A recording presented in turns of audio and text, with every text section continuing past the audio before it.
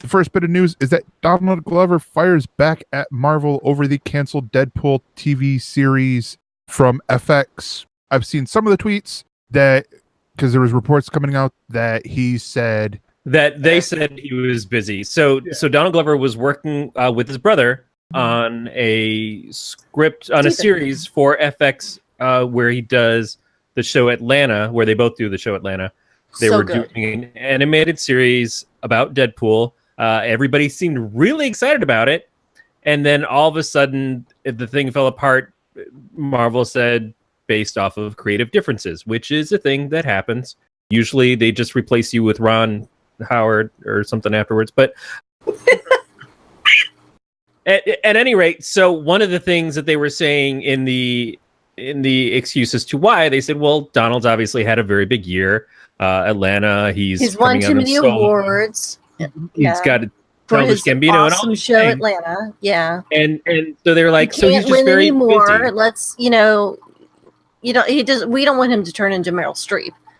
Yeah, I believe Marvel was trying to sound diplomatic, but it just came out like, oh yeah, he's just so busy that we can't make this work and everything. And Donald Glover basically took that as a challenge and said, I ain't that busy, and put out a 14-page script essentially overnight. Yes. Of a mock episode of the Deadpool show that we unfortunately will probably never see. I have a feeling, particularly as somebody who is instantly thinking, oh, I got to get my hands on this because I want to make a stop motion animation or a puppet thing, to it. Like, I have a feeling within 24 hours there will be animations. Because with graphic animation, you can do it a lot faster. You can churn it out a lot quicker. I have a feeling we're going to see this. You can probably cut the time into about a third if you include hentai tentacles. But I agree. There is a lot of potential for someone to do this. It's like the Rick and Morty thing a few years ago when Rick and Morty, they did the reading of them like doing a court proceeding, and they're just reading that, but it's the two characters. And I say they, but it was Justin Roiland doing the whole thing. And then they did actually officially animate it later on, which is fun. It was never really part of the show. But yeah, I think that this is something that it exists on the internet. People are excited about it. And you're right. Maybe someone will take it and run with it. It would be nicer still to have Donald and I believe his brother's name is Steven involved in it in some way. But it's disappointing to have Marvel. I'm not going to say they blew this. But in this time right now, when people are extremely excited about Deadpool and extremely excited about Donald Glover, it seems like a really weird opportunity to miss. Now, I'm going to throw something out here from reading through the article that brings something up that I think could be the reason why this is the case. Jeff Loeb is the current head of Marvel TV, right? Much like Kevin Feige is the head of Marvel Movies. But the difference between the two, Jeff Loeb still answers to Ike Perlmutter. And if you remember, about 4 or 5 years ago, we had the falling out with Kevin Feige that he didn't like Ike so much that he lobbied and got Marvel Studios out from under the eyes and under the purview of Ike Perlmutter around the time that we got the wonderful movie Doctor Strange. I feel like this could be something that comes from the very, very top.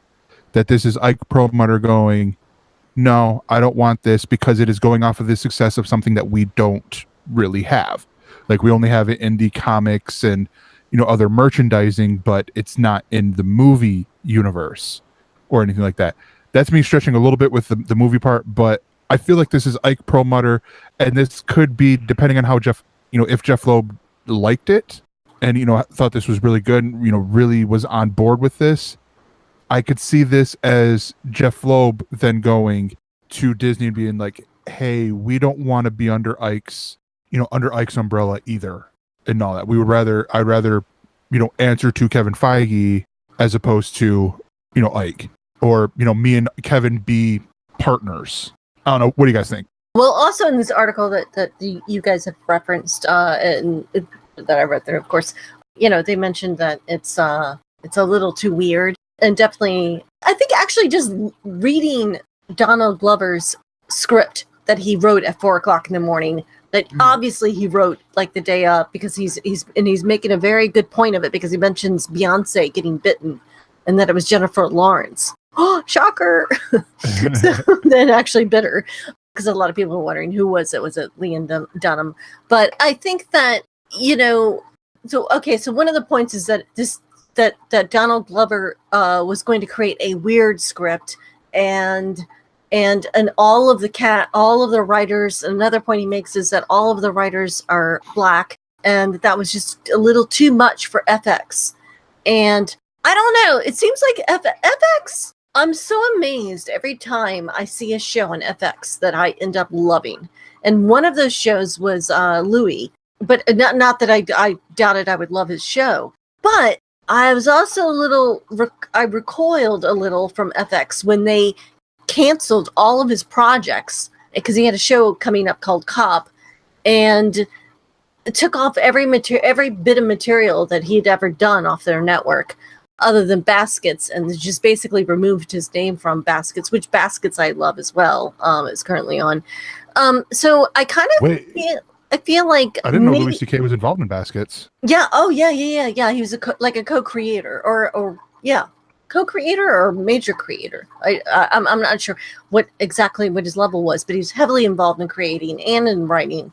And I don't know. There's some really great comedians that I love, like including Karen Kilgariff, who is currently writing the show. But yeah, they completely took it away from him, and after he left. But so I feel like FX in particular, I think they're very scared of things, and maybe I don't know. I don't know what the reasoning is. You guys would know better than me. You guys know comics better than me.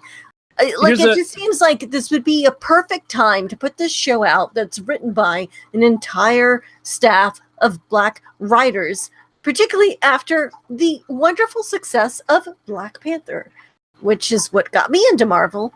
I don't know that this is FX saying that they had problems.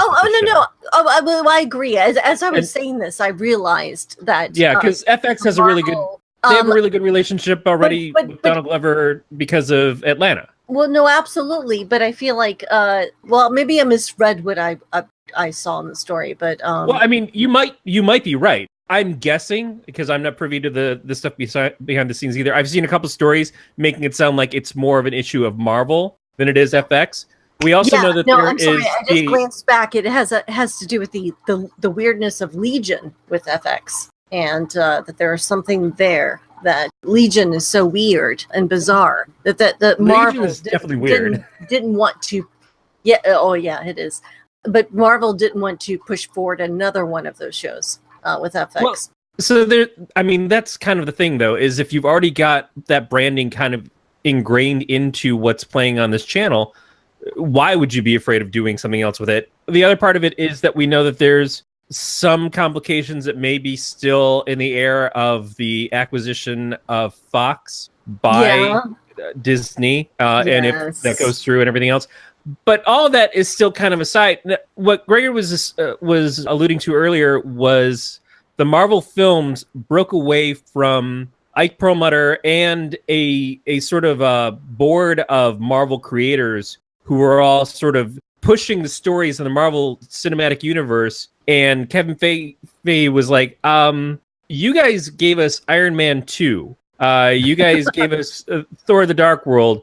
We're pretty much thinking that you are not the direction that we want to follow. And I think that's possibly also part of what got Joss Whedon to break and say goodbye to Avengers, because of stuff that he was forced to keep into that he didn't want. But again, I might be reading too much into that. But this is kind of how I've seen stories leaked and suggested over time. But to Greg's point, the TV side of things still has that tied to the Marvel comics more than the Marvel Cinematic Universe does. They are both drawing from the same stuff, but it's different leadership. And Jeff Loeb's leadership is under a more watchful eye, I think, than Kevin Feige's is at this time, because Feige is making billions of dollars a movie at this point and keeps taking risks that seem to work. Whereas the Marvel shows, we have things like Legion, which is weird, but we have success in the Netflix shows, yet we also got Iron Fist. We have Agents of S.H.I.E.L.D. on its 5th season, but we had Inhumans crash and burn horribly. Funny enough, same creative person behind that as there was behind Iron Fist. We have Agent Carter that had, I thought, 2 great seasons, but got canceled very early. We've got a lot of hit or miss, and the Marvel films seem to be far more hit. And when they were miss, it seemed like, again, that it was because of the direction of this board of people that Marvel had as creators and stuff. Is Deadpool something that maybe they want to reconsider, because if Fox does get acquired by Disney, they could have more control of? They might want to change things depending on the new Deadpool movie that's coming out, which is leading into Cable and X-Force. And Donald Glover just wanted to do a Deadpool show and take a different kind of risk with it than what we were seeing in the movies. There's a lot of questions of that. But what I take issue with seems to be what he took issue with, which is they kind of put it on him and said, well, he's just so busy and he's just so popular. And he's like, yeah, but if I didn't think I could do the fucking job, I wouldn't have tried to do the fucking job. Here I am doing the job as a joke, and it's better than what you have to show right now. So, yeah, take that. He said in his best 1980s rap challenge. Yeah. The other thing I will add, though, with what you mentioned about the, with the backstory stuff, because you mentioned Agent Carter, that was backed heavily by Kevin Feige. So I feel like with that, there might be a little bit more to the cancellation of that, as like Perlmutter being butthurt. It's possible. I mean, it does. Haley Atwell has shown up in the movie since Agent Carter had a show, and you don't see that happen with any of the Agents of S.H.I.E.L.D. characters. None of the Agents of S.H.I.E.L.D. characters have shown up in the cinematic universe since going over to the TV, but Haley Atwell as Agent Carter has, and might show up more. Although they are talking about having a Coulson appearance in Captain Marvel. That I believe has been verified that it is the case. Coulson, because we already know that Sam Jackson's going to be in there, but you're also going to get Lee Pace as Ronan the Accuser, and oh my god, I can't think of the other guy's name, but he was also in the first Guardians. I can't think of the character that he played, but I know who you're talking about, because he's the one who basically says who when Star-Lord introduces himself. Yeah, so Beat found an article with the quote, and it's the actor Jimon Hounsou, DJIMON HOUNSOU. Both of them are set to be in Captain Marvel as well. So could this just possibly be exactly what it was originally said, which is creative differences? Is we had an idea of a Deadpool show, we went to you to work on the Deadpool show, and we decided that it wasn't the Deadpool show that we wanted to make. And if that's the case, why not handle it a little bit better? Because then you still have the opportunity to work with Donald Glover, who again has an open relationship with Disney. I say open relationship like they're can like go see other people, but I mean has a good relationship with Disney because he's showing up in the Solo movie in a month and is going to be doing a lot of press for that. Wouldn't it be great to say, we know that Deadpool didn't work out, but here's some other properties that maybe you might be interested in doing something with, and let's foster something there? Or is it just, well, fuck it, we burn that bridge? Yeah. And honestly, the burning is coming more from him than it is from them, but I think it's because they made a shitty statement. They made a very false statement, and he had the right to come and defend himself and say, hey, that's just not true. And show off again how talented he is and how prolific he is in his creativity to be able to do that script and have it have so many great references that are current, that sound kind of natural coming from a Deadpool show at the same time. It seems like he really had a good handle on the character's voice. I regret that we won't get to see him make that show. Jackie, you were going to say something? I was going to say, I do realize this is like an internal Marvel bitch fuck fest between these people, and I'm kind of vaguely aware of it. But again, I think the point that I was going to say later with your major topic is, this is the first time I've really given a shit about Marvel. Like I'm I've never cared about it, and I've never wanted to care about it. So agree. Honestly, I was just very excited about Donald Glover and his reaction to that whole scenario. That is like, the story. I thought that was beautiful. His Yeah. response and writing that script, and I don't know. And if you anything, if you read the script, like all of these little puns and things you threw in, and the rhino, Sedan the rhino. Yeah. I mean, honestly, if you look at this, beautiful. No, this is going that my theory is the case, and that it was Ike Perlmutter and not Jeff Loeb. And all that. To where if it is, that is more fuel for Jeff Loeb to be like, hey, Disney, can we do something here? Because you see what he just gave us at 4 a.m. Yeah. There's a bitch fuck fest going on with Marvel. Yeah. No, I get it. Yeah. Which is why I think I understand why I never really cared about it before. And actually, I realized our news, and I don't know why, but our news is very Marvel heavily focused, and I'm wearing a Kevin Smith Bluntman hat. Right.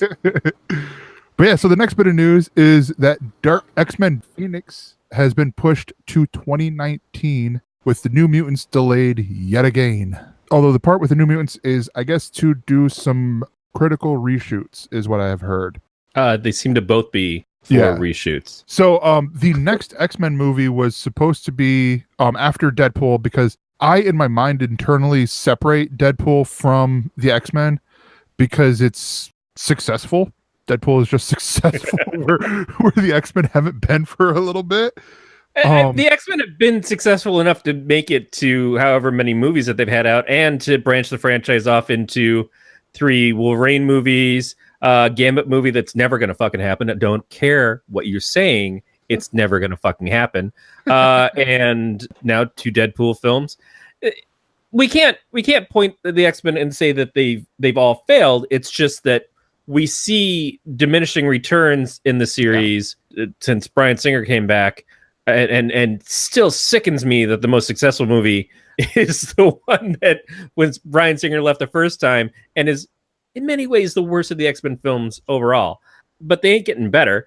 Still, yeah, so this got pushed back from, I think it was supposed to be August or November of this year. It was it got pushed back from May to November. So it's going to be November 2nd, 2018. And they pushed it back to Valentine's Day next year. Yes. At which point, New Mutants, which had already been pushed back into the beginning of next year, has now been pushed back even later next year.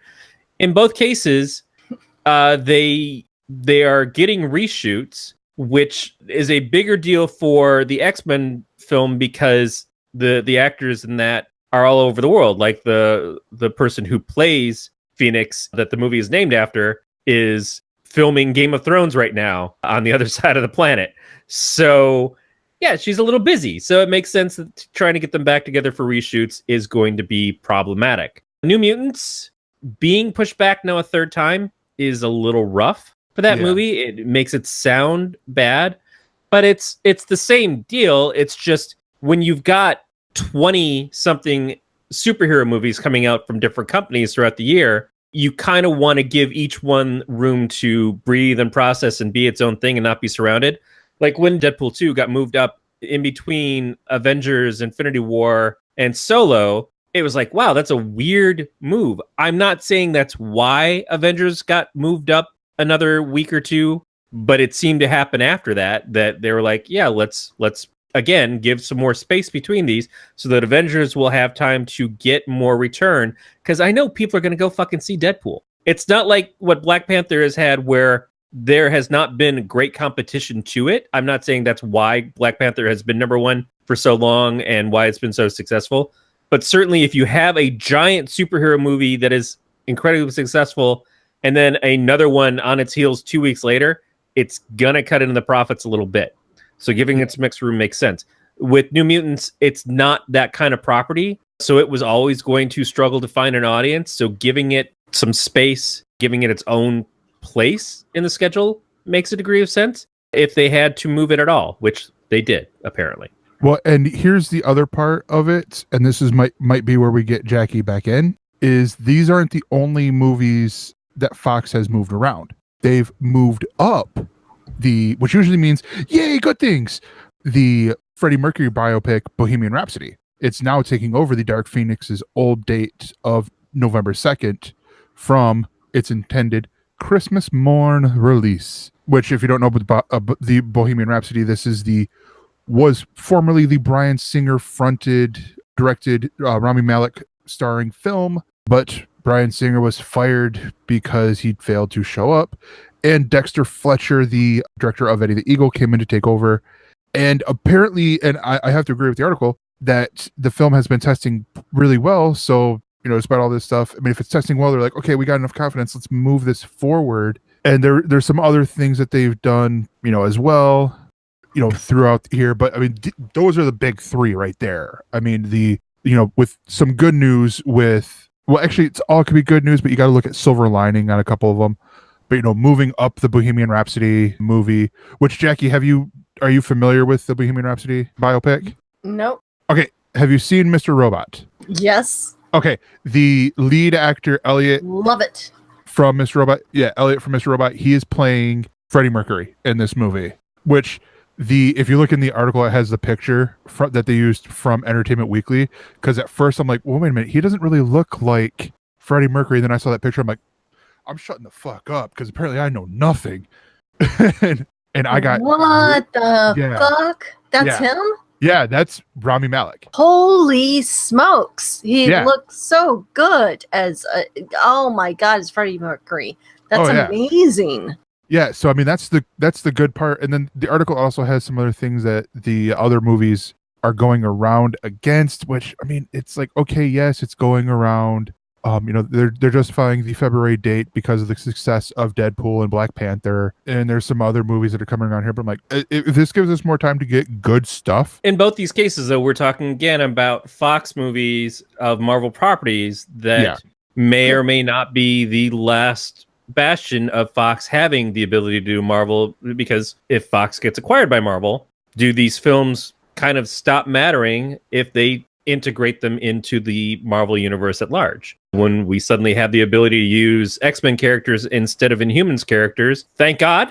And what happens then to the establishment of a New Mutants series where we're already seeing the teenagers that the series is supposed to be based around aging out of the parts? Yeah. Because they keep moving it back every year. I mean, honestly, I look at it like this.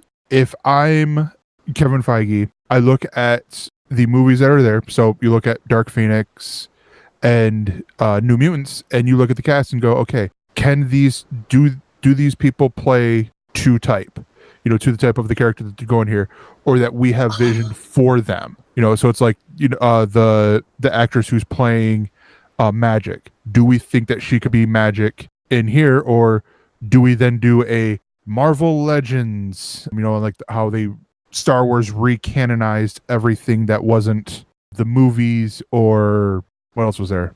I think that was it. And the TV shows. Sorry, I don't forget something else. No, the books. The books and comics they put in the Star Wars Legends, but it was the TV shows and the movies that they're like, these are still canon, and then we'll pull in the other things that'll be canon later. So I could see that approach happening here. Like, these were great. We're going to do our own New Mutants with these people, or our own X-Men with, our fourth Cyclops, and our, with the fourth Cyclops being cast and the third Jean Grey being cast and all that stuff. I just want to state, I don't at all believe that the Star Wars Holiday Special is canon. Of course it is. But I would love to have B. Arthur wandering around with Yoda in the Force Justice Afterlife. But I mean, if you can't laugh at it, no, I love it. I want to see it again, but I love it. It's they gave lyrics to the Star Wars tune. Yeah, I mean, hey, they made Ewok plushies back in the day. I mean, and people, I mean, whatever. It's Star Wars is whatever it is, and people need to just stop. I don't know. That's my feeling about it, is that people have definitely taken Star Wars way too seriously. And I don't know. I know a lot of people now are turning off their iPod or their podcatcher right now and not listening anymore to the show because they're like, who the fuck is this girl Jackie? She doesn't know anything about Marvel. She doesn't know what the fuck she's talking about. Now she's like telling us that anything goes with Star Wars, but anything goes. That's a number one belief of mine. It's like, let people like what they like. But yeah. That is exactly why you're a valued guest to me, okay. or co-host. Because the thing is that the opinions on these movies shouldn't be limited just to the hardcore fans. They shouldn't just be limited to people like me who grew up with them for 40 years or Gregor who's grown up with them for 20-something years. It's for everybody. They want to get a mass audience. They don't want to just go for the hardcore nerd, which is, I always argue, I am the Lorax. I speak for the nerds. Like. Yeah. But at the same time, I can't buy $1 billion worth of tickets by myself. It's important that these things be approachable for everybody and be good films for everybody. And why should you? Why should? So I think your opinion is just as valid as mine. Exactly. Okay. Well, all right. Right on. Corey, that sort of reminds me of a T-shirt that you told me about a good 4 or 5 years ago that says "Comics are for everyone." Comics are for everyone. Yes, and it ties directly into our next story from Newsarama.com that Marvel has announced that the Fantastic Four are back. This is something I should digest because I have now just started reading the Black Panther Marvel the comics, and this is the first of any Marvel comics I've actually tried to read. But I mean, of course, I've read DC stuff. But yeah, what do you think about? I'll put it to you this way. No, I'll put it to you this way, and it's probably the same thing that Corey will say. Is with the with these stories that you got from the first two, or actually the three, gosh, I blacked out the last one, Fantastic Four movies, with the ideas that they gave, if you liked those, then I would say yes, read pick up this comic book. Because right now what they're doing with Marvel, with the great writer and artist Chip Zdarsky, he is doing what is called Marvel 2-in-1. Is an ongoing series featuring the Thing and Johnny Storm, and they are they're on this quest to find Reed and Sue Richards because of the fact that and yeah, you're right, you can count 4 if you count the Roger Corman version, but I don't count that because you can't go down to a store or on iTunes and be like, I want the Roger Corman Fantastic Four, mainly because there's no more blockbusters, and you'd have to get the guy who bootlegged everything. But anyways, Marvel 2-in-1, the Thing and the Human Torch are on a quest through multiple dimensions to try to find the rest of their family, and this is them being reintroduced because they haven't been. Gosh, when did they get canceled? It was. Well, let's backstory this for a second. So one of the things to know is that the Fantastic Four was canceled several years ago. Trying to remember the name of the event. I don't give a shit of what led to it. Civil War II. Was it? It was one of the universe spanning ones.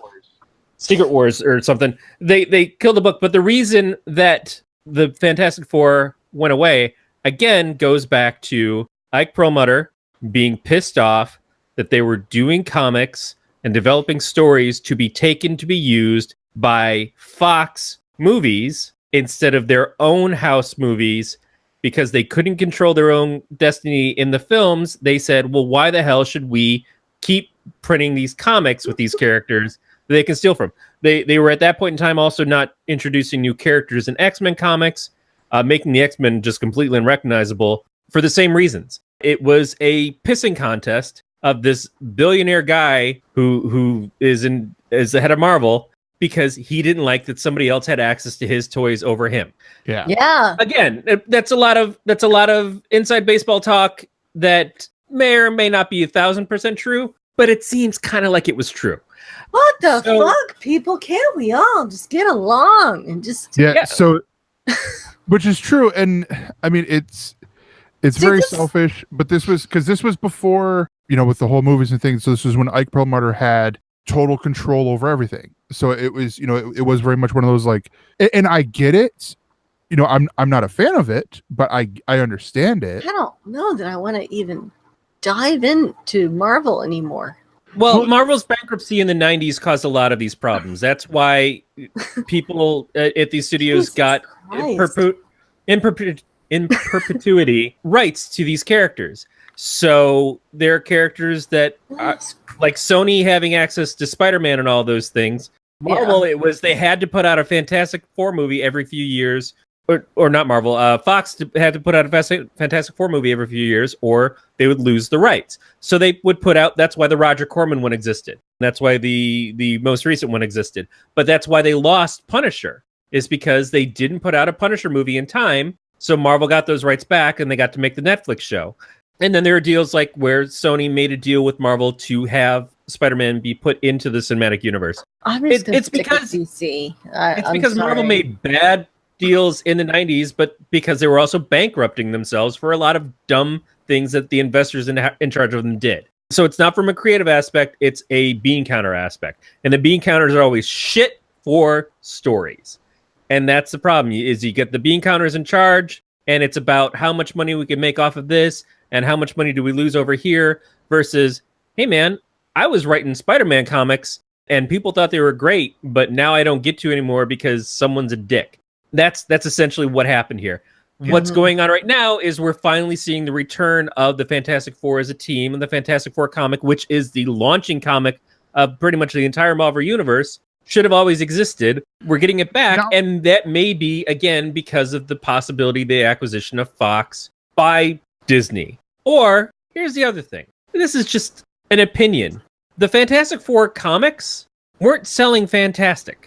The concept is kind of not exactly exciting to the modern comic fans. You get the right creator on there, sure, everything's great. People were really excited with what Hickman was doing on Fantastic Four and FF. The Future Foundation. Yeah, FF. But it wasn't selling gangbusters. And so giving it time away gives time to build up fan anticipation and excitement. Now, there are people who are purists to say there should always be a Fantastic Four book. I kind of agree with that, but are you putting out a book just to put out a book? Or do you do like Marvel's been doing with a lot of their other titles and put out a new #1 every 6 months? They forwent that to do something different. For whatever the reasons being, is that now Fantastic Four is coming back. It's something to be excited about. They're putting one of their top writers on the book. People will have different opinions on Dan Slott, but he is one of Marvel's top writers. He did a 10-year stint on Spider-Man. Now he's going to be doing Iron Man and Fantastic Four. Sarah Pichelli, who was a co-creator of Miles Morales with Brian Bendis, is going to do the artwork for this. So it sounds conceivably like this is something to be really excited for. And the fact that it comes out of the Chip Zdarsky series of the Marvel 2-in-1, which people are enjoying, means that it's got built-up anticipation for story. All in all, I think this is great. Now, we can concentrate on the shitstorm behind the scenes, or we can just be like, hey, Marvel's going to put out a new Fantastic Four. And maybe this lays the groundwork to make the Fantastic Four a property that is interesting so that they can get a good movie finally. Because it's been rough going for them in that regard. If you can get somebody who does something fun, but modern and exciting with the book, maybe it can make something fun and modern and exciting with the movies. Otherwise, Incredibles 2 is coming out next year, and that's going to be great. Yeah, so I mean, to add a little bit like of the backstory side of things, because Corey knows the business really well, but he hasn't been reading the business that long. The Fantastic Four ended in 2015. The core members of the Fantastic Four stuck around until 2016's Secret Wars #9. That was the last thing Jonathan Hickman did for Marvel for a good long time until he possibly comes back in the future. I don't know. I can't see into that or see into the future. And they've left Marvel to be in a pocket dimension and rebuild the multiverse. Since then, we've seen Franklin and Valeria in the Marvel Legacy #1, and we had Ben Grimm with the Guardians of the Galaxy for a while, and Johnny Storm was with Peter Parker over and also with the Inhumans. Yeah, and with the Inhumans, over in Amazing Spider-Man and the Uncanny Inhumans book. But yeah, so honestly, like to hit on what Corey said, you can either focus on the bullshit behind the scenes stuff. I tend to look at this. in the article, there's a quote from Dan Slott, or from CB Cebulski, who is the Marvel editor-in-chief for the comic book side, and he says this: Dan is one of the biggest fans of the Fantastic Four, but he has this uncanny ability, because it's a Marvel word, to have this encyclopedic memory of almost everything that's ever happened in a Marvel comic, including Fantastic Four from the first issue. And respect the past and the stories, but also drive the story forward with new ideas, new ways of thinking, and new approaches to these things that we haven't seen before. So that's the part that I think is really cool. I mean, you have... It sounds like Jeff Johns over at DC. Or Mark Waid doing anything. Well, yeah, Mark Waid, absolutely. Yeah. So, I mean, these are like these guys who just breathe the history of this, of the things that they're going to be working on. So it's like, you get someone who's passionate about what they, what they love, doing what, these things that brought them into, Fantastic Four is probably what brought Dan Slott into wanting to write comic books and all that. And so now he's doing it, he's getting to write it. I'm pretty sure he's, over the moon and all that stuff. And I mean, I've loved Sarah Pacelli's work on Miles Morales' Spider-Man. He is one of my favorite characters out there, and I'm excited to see what they do next. With what this comes, I can't wait for this to come out. I think when I go to the comic book store next, I'm going to try to put this on my pull list right away. Be like, Fantastic Four book, put it on there now, do it now. and also to your point of CB Cebulski is the new editor-in-chief at Marvel Comics, still only been in the position for a couple of months. We knew that there was going to be a lot of movement that was going to happen. It just is a natural thing when you get a new editor-in-chief in. Books getting canceled, relaunched. They've had a couple of stops and goes. But it seems like this is one big announcement in what is going to be a sea of announcements that are going to come up pretty fast, of new creative teams picking up different titles. With Bendis leaving recently, that's also part of the reason why these things have to kind of get shuffled around too. So it's not just the background noise of like Ike Perlmutter. It's also, this is what this guy was brought in to do, is to get new creative teams on these books, to make them exciting new readers, to sell comics. And the only way you can sell comics is to make good comics, to tell good stories, to have good art. And at the end of the day, that's all that really counts. I frequent comic bulletin boards, and I'm using a prodigy term, but all these things where all this news comes out, and it's interesting to me to see that, but that's not what 97% of the fandom sees. 97% of the fandom just sees the comics that they pick up and read, and they either like them to keep reading them or they don't. And the object is to sell comics. So hopefully this sells a lot of comics for Marvel. And also to give you guys, even just, with my own personal reading history, I've been reading comics for, I think, 7 years now. How long have we been doing this show? Because it's back when, the What We're Watching weekly days. I think about an hour. Yeah. Sometimes it feels like we've been doing it for like years. But that's, this show is really what got me into reading comic books, from a weekly basis. And that at that time it was, we were strong into Jonathan Hickman's run, doing all the events that Marvel Comics was doing and stuff like that.